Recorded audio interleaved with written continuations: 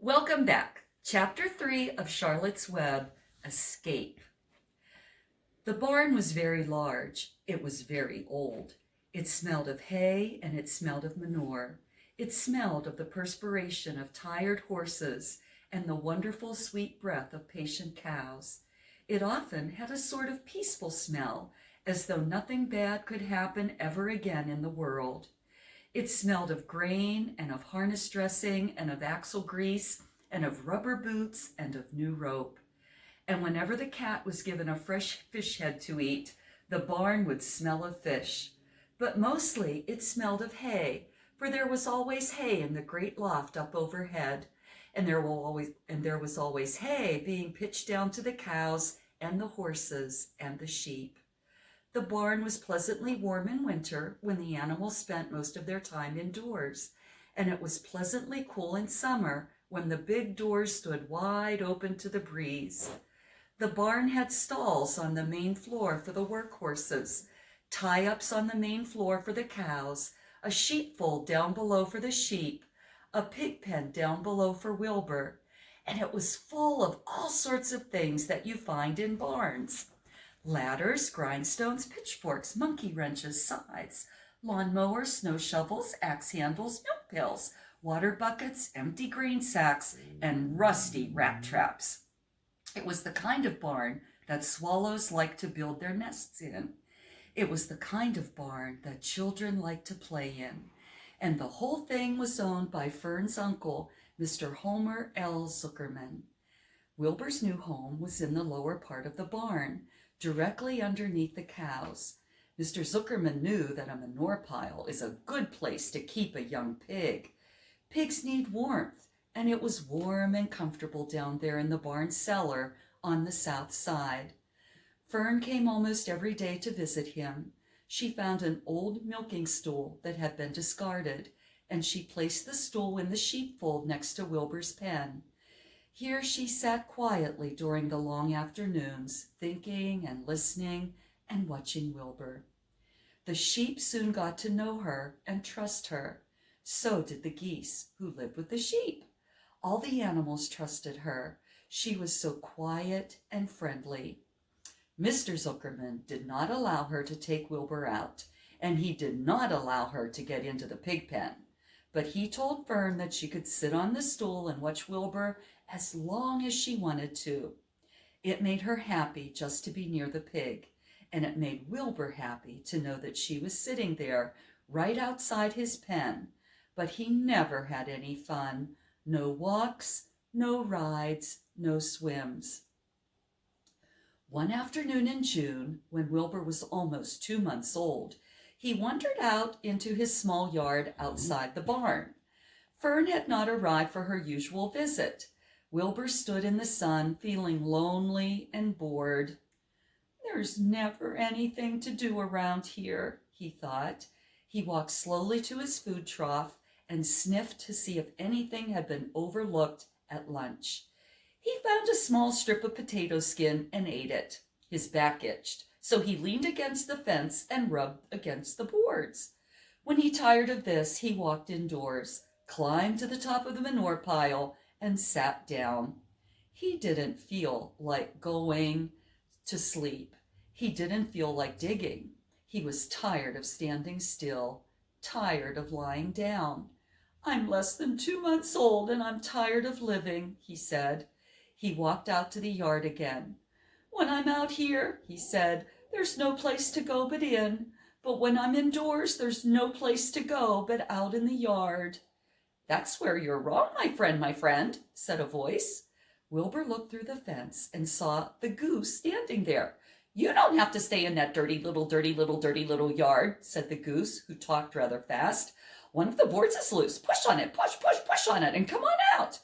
"What?" said Wilbur. "Say it slower." At the risk of repeating myself," said the goose, "I suggest that you come on out. It's wonderful out here." "Did you say a board was loose?" That I did," said the goose. Wilbur walked up to the fence and saw that the goose was right. One board was loose. He put his head down, shut his eyes, and pushed hard. The board gave way. In a minute he had squeezed through the fence and was standing in the long grass outside his yard. The goose chuckled. "How does it feel to be free?" she asked. "I like it," said Wilbur. "That is, I guess I like it." Actually, Wilbur felt queer to be outside his fence with nothing between him and the big world. "Where do you think I'd better go?" "Anywhere you like," said the goose. "Go down through the orchard, root up the sod, go down through the garden, dig up the radishes, root up everything, eat grass, look for corn, look for oats, run all over, skip and dance, jump and prance, go down through the orchard and stroll in the woods. The world is a wonderful place when you're young." "I can see that," replied Wilbur. He gave a jump in the air, twirled, ran a few steps, stopped, looked all around, sniffed the smells of afternoon, and then set off walking down through the orchard, pausing in the shade of an apple tree. He put his strong snout into the ground and began pushing, digging, and rooting. He felt very happy. He had plowed up quite a piece of ground before anyone noticed him. Mrs. Zuckerman was the first to see him. She saw him from the kitchen window, and she immediately shouted for the men. "Homer!" she cried. "Pigs out! Lurvy, pigs out! Homer, pigs out!" "He's down there under the apple tree." "Now the trouble starts," thought Wilbur. "Now I'll catch it." The goose heard the racket, and she too started hollering. "Run, run, run! Downhill, make for the woods, the woods!" she shouted to Wilbur. "They'll never, never, never catch you in the woods." The cocker spaniel heard the commotion, and he ran from the barn to join the chase. Mr. Zuckerman heard, and he came out of the machine shed where he was mending a tool. Lurvy, the hired man, heard the noise and came up from the asparagus patch where he was pulling weeds. Everybody was walking toward Wilbur, and Wilbur didn't know what to do. The woods seemed a long way off, and anyway, he had never been down there in the woods and wasn't sure he would like it. "Get around him, Lurvy," said Mr. Zuckerman, "and drive him toward the barn, and take it easy. Don't rush him. I'll go get a bucket of slops." The news of Wilbur's escape spread rapidly among the animals on the place. Whenever any creature broke loose on Zuckerman's farm, the event was of great interest to the others. The goose shouted to the nearest cow that Wilbur was free, and soon all the cows knew. Then one of the cows told one of the sheep, and soon all of the sheep knew. The lambs learned about it from their mothers. The horses in their stalls in the barn pricked up their ears when they heard the goose hollering, and soon the horses had caught on to what was happening. "Wilbur's out," they said. Every animal stirred and lifted its head and became excited to know that one of his friends had got free and was no longer penned up or tied fast. Wilbur didn't know what to do or which way to turn. It seemed as though everybody was after him. "If this is what it's like to be free," he thought, "I believe I'd rather be penned up in my own yard." The cocker spaniel was sneaking up on him from one side. Lurvy, the hired man, was sneaking up from him on the other side. Mrs. Zuckerman stood ready to head him off if he started for the garden. And now Mr. Zuckerman was coming down toward him, carrying a pail. "This is really awful," thought Wilbur. "Why doesn't Fern come?" He began to cry. The goose took command and began to give orders. "Don't just stand there, Wilbur." Good Holly. "Don't just stand there, Wilbur. Dodge about," cried the goose. "Skip around, run toward me, slip in and out, in and out, in and out.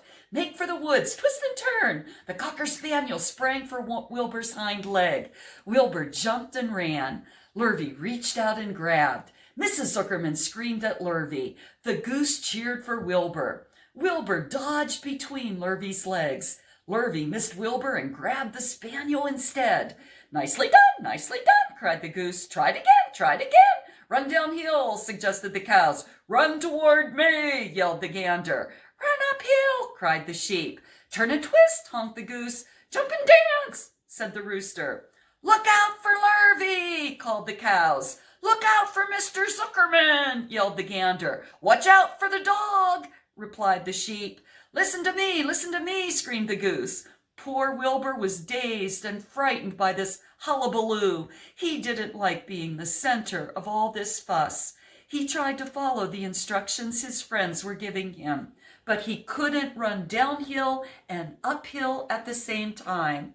And he couldn't turn and twist when he was jumping and dancing. And he was crying so hard he could barely see anything that was happening.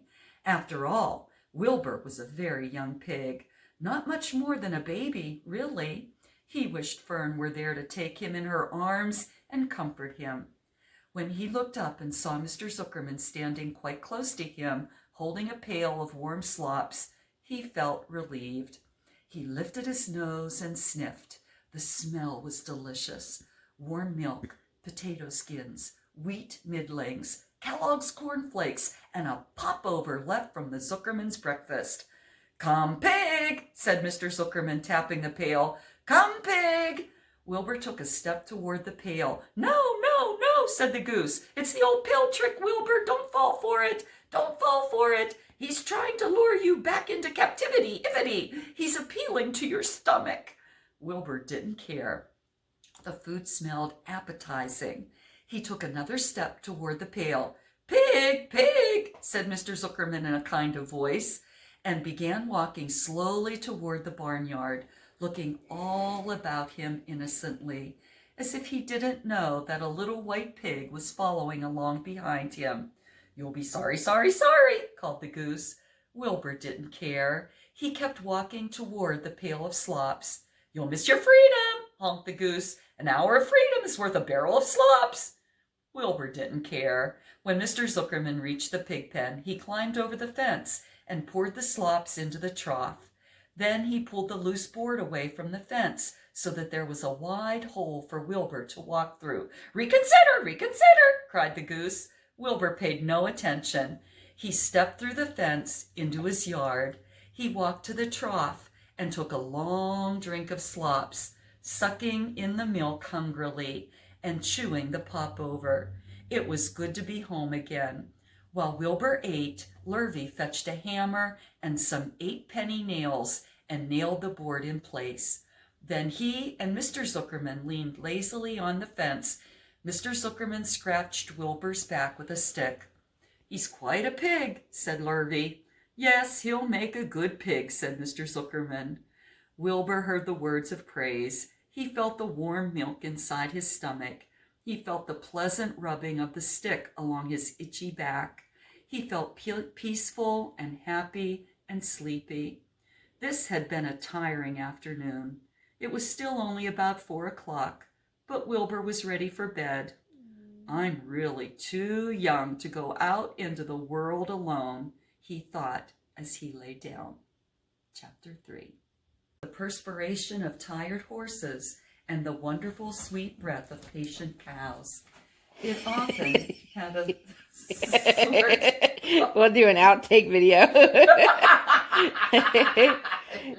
Holly, look at the camera. Hi, sweetie.